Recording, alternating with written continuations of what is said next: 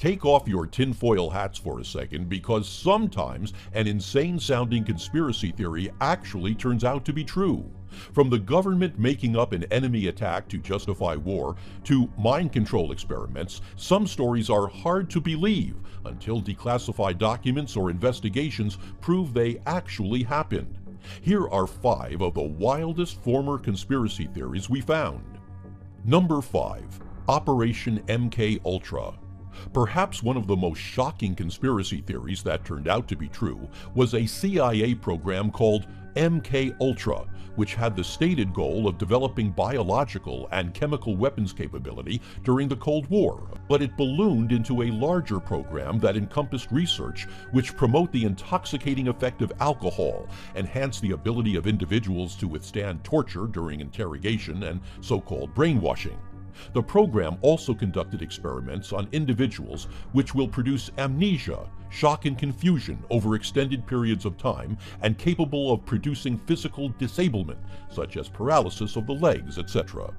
During the program, the CIA established front companies to work with more than 80 institutions, such as hospitals, prisons, and universities. With these partnerships in place, the agency then ran experiments on subjects using drugs, hypnosis, and verbal and physical abuse. At least 2 American deaths can be attributed to this program, according to the Church Committee. Though the Church Committee uncovered much of this shocking program, many of the top-secret files were ordered destroyed in 1973 by CIA Director Richard Helms. Number 4. Operation Mockingbird. Started in the 1950s amid the backdrop of the Cold War, the Central Intelligence Agency approached leading American journalists in an attempt to influence public opinion and gather intelligence. The program, called Operation Mockingbird, went on for nearly 3 decades. Some of these journalists' relationships with the agency were tacit, some were explicit. There was cooperation, accommodation, and overlap. Journalists provided a full range of clandestine services, from simple intelligence gathering to serving as go-betweens with spies in communist countries. Reporters shared their notebooks with the CIA. The Church Committee exposed much of the program, with a full report from Congress stating, "The CIA currently maintains a network of several hundred foreign individuals around the world who provide intelligence for the CIA and at times attempt to influence opinion through the use of covert propaganda." These individuals provide the CIA with direct access to a large number of newspapers and periodicals, scores of press services and news agencies, radio and television stations, commercial book publishers, and other foreign media outlets. Number 3.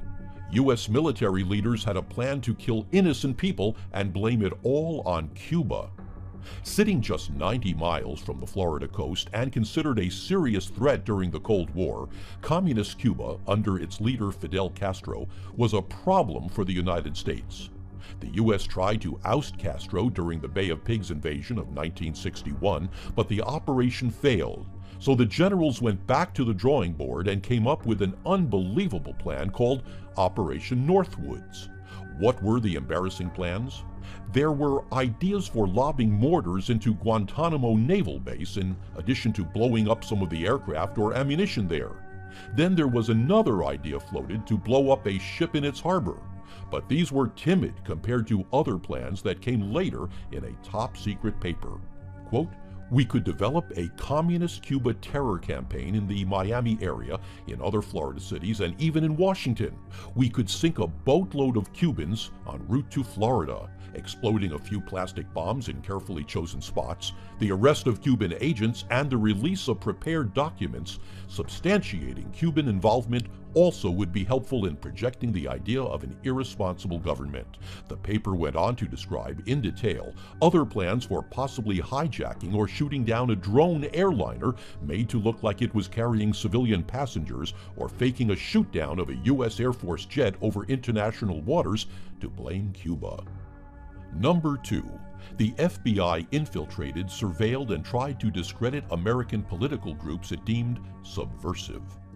When it wasn't investigating crimes, the Federal Bureau of Investigation, under Director J. Edgar Hoover, kept busy trying to suppress the spread of communism in the United States. Under a secret program called COINTELPRO, the FBI harassed numerous political groups and turned many of its members completely paranoid.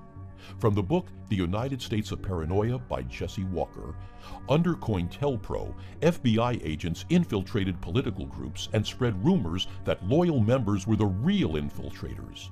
They tried to get targets fired from their jobs, and they tried to break up the targets' marriages.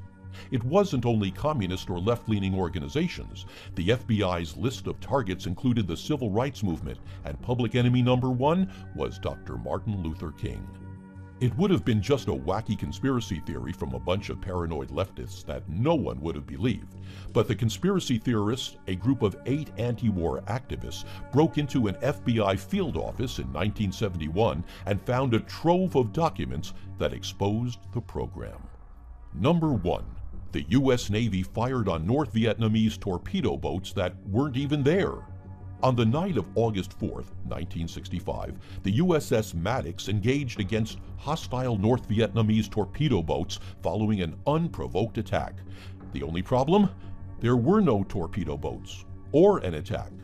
The Maddox fired at nothing, but the incident was used as a justification to further escalate the conflict in Vietnam. President Lyndon Johnson reported that at least 2 of the enemy boats were sunk, and American media outlets backed up that story in numerous articles.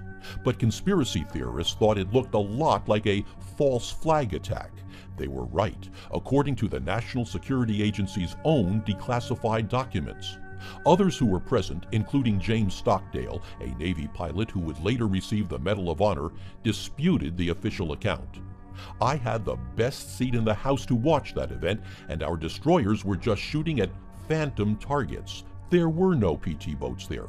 There was nothing there but black water and American firepower. Even LBJ wasn't convinced. Quote, "For all I know, our Navy was shooting at whales out there."